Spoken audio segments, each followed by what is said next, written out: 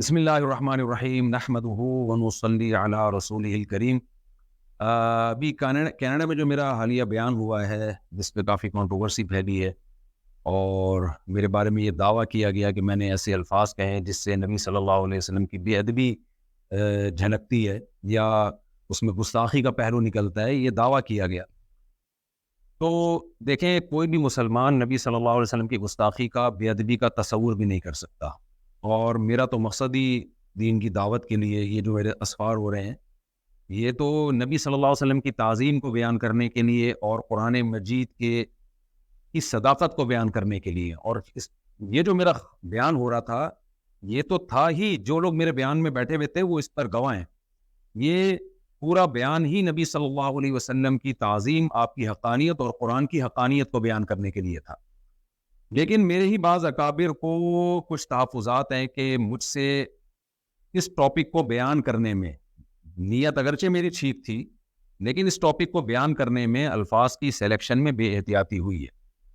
تو میں اپنے ان الفاظ سے رجوع کرتا ہوں۔ مجھ سے بے احتیاطی ہوئی ہے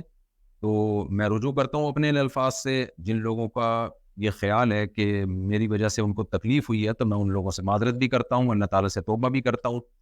اور اپنے ان الفاظ سے میں رجوع بھی کرتا ہوں۔ میرا جو پہلا معذرت نامہ گیا تھا اس میں ہمارے ہی بعض اکابر کو، جن میں سر فہرست حضرت مفتی عبدالرحیم صاحب بھی ہیں، جن کی ہدایت پر میں یہ دوبارہ معذرت نامہ ریکارڈ کروا رہا ہوں، تو ان سمیت دیگر میرے بعض اکابر کو کچھ تحفظات ہیں۔ تو نبی صلی اللہ علیہ وسلم کا ارشاد ہے، یا بنی آدم کلکم خطاؤون وخیر الخطائین التوابون، اے بنی آدم تم میں سے ہر شخص سے غلطی ہو سکتی ہے، بہترین غلطی کرنے والے وہ ہیں جو توبہ کرنے، اور توبہ کے تین ہی ارکان ہوتے ہیں کہ عوام سے معذرت کر لی جائے، اللہ تعالیٰ سے توبہ کر لی جائے، اور اپنی غلطی سے رجوع کر لیا جائے، اپنے الفاظ سے رجوع کر لیا جائے۔ تو میں سمجھتا ہوں کہ توبہ کے تینوں ارکان اسی طرح پورے ہوتے ہیں۔ تو اگر میرے پچھلے کلپ سے کسی کو اطمینان نہیں ہوا تھا تو میرا خیال ہے میرے اس کلپ کے بعد اب اطمینان ہو جانا چاہیے۔ اللہ تعالیٰ ہمارے دل میں نبی صلی اللہ علیہ وسلم کی عظمت کو قائم رکھے اور قرآن کی صداقت کو قائم رکھے، اور میں اپنے لیے بہت بڑی سعادت سمجھتا ہوں کہ نبی صلی اللہ علیہ وسلم کے ناموس پر اگر میری موت واقع ہو جائے، بہرحال الفاظ کے سلیکشن میں مجھ سے غلطی ہوئی ہے تو میں اس پہ دوبارہ صاف لفظوں میں معذرت کرتا ہوں، اللہ سے توبہ اور اپنے ان الفاظ سے رجوع۔ جزاکم اللہ احسن الجزاء وما علینا الا البلاغ۔